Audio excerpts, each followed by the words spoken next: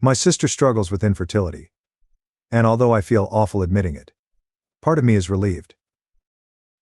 I, 28 female, have an older sister, Angela, 30 female, whom I have never liked.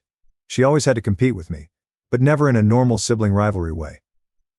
Our entire life she always seemed resentful of my existence, as the spotlight couldn't perpetually shine on her, so she had to step on everything I enjoyed. Per se, if I learned piano, she had to learn piano. If I excelled at a subject, she suddenly became a scholar in it. If I told my mom I had a crush, Angela would be dating that boy in a week. I would always tell my parents when she did this, but I was disregarded, because sisters copy each other and I can't gatekeep what she likes. She always monitored what activities I did, and the clothes I wore, so she could outdo me. If I wore a flannel, Angela would come to school wearing an all-flannel dress. It was 2010, and that was peak fashion in our school Almao. There was also more praise that followed Angela. Even if I took the initiative to begin the activity first, she was praised, because she was better. My parents would miss work to attend her dance recitals, going to every single one, because the world would stop if they missed it. However, I remember maybe 2 of mine they attended because they were stuck at work, or were otherwise preoccupied. Angela reveled in this. She would make comments under her breath around our parents. Whenever our parents weren't around, she'd tell me how much she hated me, and how I should stop trying because I would always come second to her. She also physically bullied me in school. Angela purposely tripped me, threw things at me, and hit me in the hallways on a nearly daily basis. The school had gotten involved multiple times, threatening Angela with suspension, and my parents fought it every time. My parents repeatedly told administration that this was a family matter, and we were just bickering like normal sisters. She was never once reprimanded by either parent. Once Angela was caught impaling a cat on the school fence, and my parents still defended her, saying this was normal teenage behavior. I often was in trouble as Angela would start crying, saying how she was being targeted by the school when I had antagonized her. After one of these occasions, Angela cut and bruised herself to prove to Dad that I was the aggressor. I became a pariah due to Angela's malicious rumors about me, so it was difficult for me to make friends. I resorted to only befriending people from other districts. Angela eventually made sure I had nobody by stalking them, befriending them, telling all my friends lies about how I was favored by our parents, and I constantly bullied and belittled her. She even stole boyfriends of mine doing this, convincing them I was horribly mean and an awful person that copied her every move. Once she catfishes me on MySpace for 4 months, and baited me into sending her nudes, which she proceeded to send my parents and everyone in school, including teachers. Later on, she told one of the boys I liked that those were actually her pictures and I had catfished her. The day of my high school graduation, my mom sat me down and told me Angela revealed the horrid abuse she'd suffered at my hand and I was no longer welcome in their home. After moving out the next day, my parents made very few attempts to communicate with me, only the occasional holiday and birthday text. All financial aid was also abruptly ended as soon as I stepped foot on campus. I met my now husband shortly after this and we were married within a year. They did not feel inclined to attend my wedding or even congratulate me. I informed my parents when I had my first child 8 years ago as an opening, but they have made no attempt to contact or meet any of my 3 children. Best I know of Angela now, from what I've heard, is that she got married to one of the boyfriends she stole from me in high school, and she's been posting about her infertility issues, and how she can't offer my parents their first grandbaby. After years of silence, I received a text at 8 this morning from my mother that I will copy and paste below. Hey name. It's me, your mama. We haven't talked in a while and I surely miss you terrible. I wanted to let you know your sister just had a miscarriage earlier this week. Angie and Justin are struggling a lot right now. Send something a little sweet her way. I'm sure she'd appreciate it. Get back to me, I love you. I hate to say it, but I'm glad she's suffering. I'm glad she doesn't get to be a mother. If she tormented me for years, what would she do to a child? Especially a girl? I don't wish death on any baby, but I know in my heart the child would be damaged by her. I'm angry at my parents expecting me to have any sense of obligation to her. I don't even have any sense of obligation to them. They always believed her, and dismissed me. I was always the problem child. And it's strange how my mother can be so warm to me when asking me to do something for my sister. Also the fact they cared more about my sister's now dead fetus than my actual children, who wonder why they only have one set of grandparents. I feel some sort of guilt for it, but I refuse to offer any condolences to my destructive narcissistic sister, who has been justified in her bad behavior since birth. Maybe this will change her, help her develop empathy, or any type of emotion that isn't hate or vindictiveness. If that happens, I would be more than willing to offer support, but until then I feel nothing but a small inkling of happiness that she's hurt. Am I awful for this? Comments. Comment 1. What the actual fuck? 100% pleased that someone who abused an innocent animal as a teen, not a child, is unable to turn that abuse towards an innocent child. The family are insane to think they can steal Oop and her husband's biological child. And anyway, if Oop abused her sister and made her life hell for 18 years, why would she want her child as a constant reminder? Completely bonkers. Comment 2. Yeah, I worked with someone that was truly awful. Hired as a CTO of a small company. Very confident because of work he had done in the 90s, but barely knew how to use a computer anymore. Disliked by everyone aside from the owner. Would brag about himself constantly and badmouth everybody. Petty, vindictive, always the victim, could never take responsibility, and with an obsession over controlling the narrative. He would relentlessly irritate people he didn't like in an attempt to get them to blow up on him in front of others and lose their credibility. You got the sense that you were actually hurting him if you told him a story about something impressive that you had done. He mentioned once that he didn't talk to his brother anymore because his brother got pleasure out of antagonizing him, and I'm just wondering if his brother is actually awful like him, or maybe his brother is the well-adjusted one that stopped tolerating his bullshit. I'm wondering the same thing about this story. I want to hear that other perspective. Update. Hey, I'm back with an update. I wanted to thank all of y'all sincerely for the comments, awards, and personal messages I've received. I feel very emotional knowing that my account of my childhood is finally being believed and met with warmth and support. It's been hard for me to talk about, as many believe I'm being disingenuous or overdramatic. It's hard to believe, so I get it. So really thank you all from the bottom of my heart. I decided not to respond to my mother. I blocked both my parents and I thought it would end there. But when does it ever? Wednesday morning, my messenger was being flooded with texts from my parents' siblings. Most of the messages consisted of me being told I need to answer my mother's calls and how callous I was being. I proceeded to block all of them as well. My cousin heard this from her younger sister, who is subject to being around my parents and Angela for family dinners. My mother and her siblings all live within a couple blocks from each other and eat together most nights. I don't know if I can post the screenshot, so I'll type out the messages. Aunt Kathy, my mom. I hope that makes this easier to understand. Angela kept calling up an abusive ingrate because she wouldn't talk to Aunt Kathy.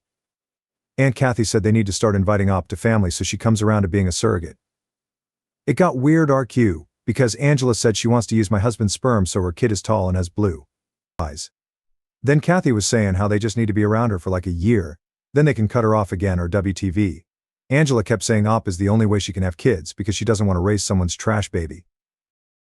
Reading those messages made me want to hurl. Do they think my uterus is some fish hatchery that can be bought with some kind words and casserole? It's nice to know Angela is too much of a narcissistic ass to adopt, though. I'm officially done with every single one of them.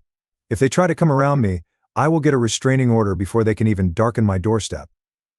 Between the weak conspiracy they've come up with to try to use me like a baby bargain bin, and the nasty words they continue to speak about me, I will no longer claim to have a family outside of the one I've created. I'm sorry if this is difficult to read, but reading that again just got me so worked up. But y'all finally got the update you asked for, so that's the silver lining of this, I guess. Anyways, thank you guys again. Now, for the next story. My boyfriend is going to cry. And rather than feeling any remorse, I'm genuinely excited to see his reaction. First off, on a random note, good luck to everyone who is in finals right now. I'm procrastinating studying for my final by writing this. I am just so excited that I need to tell someone about this. I have been with my boyfriend for a little over 3 years now. I don't even think there are words to describe how I feel about him. My life changed in an unimaginable way when he entered it. There is no one on the planet that could ever make me feel the love I feel when I look at him. I never thought I would find someone who treats me this way, or that I even deserved a partner like him. He never fails to remind me that he thinks about, loves, and adores me. The other day he made a passing comment that any experience he has ever had is always so much better if my presence is there. So my boyfriend is a huge fan of Legos, like massive. He always buys smaller sets from Target and builds them in his free time to relax. Anytime we go to the mall, he always wants to walk around the Lego store just to marvel at the big sets. He can afford them, but he's the type not to spend money on himself. Every time we go in, I always catch him staring at the Star Wars Cantina set. He always talks about how one day maybe he'll muster up the courage to put the $400 down and fulfill his dream. But he won't have to do that. I just ordered it off the Legos website. Because I spent more than $150, I get a small Santa set. So what my plan is, I'm just going to gift him the Santa set, and when we are alone, I'm going to surprise him with the cantina. He has done so much for me this year, and I can't imagine not giving this to him. So yeah, he's going to cry, but I'm excited about it. Thanks for listening. Comments. Comment 1. I had a really fun fade out this year too. My wife and I watch a lot of anime together. Her birthday is right after Christmas. I intentionally let it slip that I had a nasty customs fee for her main present, thus dropping the implication that it was a Japanese figure. The only thing of decent value I would usually import for Christmas. For Christmas I gave her a figure of a character we're both very fond of, from a popular show. He's the standout most popular character from the franchise, so I hope she wouldn't overthink me not getting a second-hand one domestically, as he's not hard to find. She loved the figure. She was outwardly grateful. And I kept my mouth shut, despite ADHD impulsivity screaming at me. For her birthday she had a second figure. A much less popular character, who we have both shipped with the first character for years. And she didn't know they even made a figure of him. It's such a big fancy figure that they made a horse he could be posed on. I did think when I opened that it was a little bit sad to have him without B. I figured that's why neither of us had ever gone for a figure. Wait. Do you think they would both fit on the horse? That's the whole reason I bought them both. You know they were sold as a single lot. I'm sure you're meant to do that. Comment 2. My GF and I are both into Warhammer. She had gotten a $100 Games Workshop gift card for Christmas. She was undecided on what to do with the rest, but she had decided to spend some of it on a book. While we there and waiting for the employee to find a chance to ring us up, he was providing a painting lesson. We were idly browsing around the store, and I found myself looking at some Chaos Space Marine models. I don't have a CSM army, but over the past few months I've been tempted to start collecting one, because the models look really fun to paint. I idly tell her that, once I've saved enough of my pennies, I was definitely picking up a box. I hadn't done any painting for a while, and just looking at them was inspiring me to want to paint. She promptly spent the rest of her gift card buying me a box of Chaos Terminators as an early Valentine's Day gift. I never asked her to do so. I didn't try to imply anything. I wasn't even thinking that way. But as soon as she heard that I was feeling inspired to paint, she knew she had to buy me the box. For some reason she never fully believes me when I tell her how lucky I am to have her in my life. Update. I know at least one of you was interested in one, but I wanted to enjoy the time with my boyfriend. One small thing to mention before getting into the update is that I ended up going back to the Lego store and buying the Boba Fett throne room set to match the cantina because I knew he wanted it, and well, why not LOL. If some are interested, I may even post updates as he builds it. He already completed the Boba Fett throne room and has started the cantina set. So on to the update. We did our normal gift giving with my family, and I ended up putting the throne room under the tree, which he lost his shit when he opened it, because he's been talking about that set for a while. After everyone settled down after gift giving and started to eat and watch Christmas movies, I asked him if he could help me do something upstairs quickly. When we got upstairs, I told him I had forgotten to put something under the tree. When I pulled the box out from under my bed, he looked confused but started to unwrap it slowly. When he had pulled the paper back and saw the words Mos Eisley Cantina, he stopped moving for a few seconds, because I don't think his brain was even fully registering what was in front of him at the time. His eyes started watering slightly, and he kept saying things like "no way" before he started grinning and tearing all the paper away. He started hugging me, and kept asking why I would spend so much money on him, and I told him it was because I loved him and wanted him to be happy. He went through a mixture of jumping in excitement, hugging me and crying for a few minutes. He kept talking about his plans to clear out the shelf behind him, and put it on display in his work background. He then ended up surprising me by saying he had also not put something under the tree, because he wanted to have it be an intimate moment between the two of us. He went into the closet, and was laughing about how he had put it on the top shelf because he knew I wouldn't be able to reach it, or see it. I'm very short, LOLL. When he came out, he was holding a tiny box, and when I opened it there was a beautiful diamond necklace inside, which obviously made me cry like a baby. After he put it on me and we shared a nice moment together kissing and hugging, I told him that I purposely saved the points I got from buying the sets so he could get $50 off his next Lego set. He told me he wanted to get me a set so he could spend the duration of building a set while I also built a set next to him. He has always really cherished building a set with me, or building one at the same time as me. So over the weekend we went to the Lego store.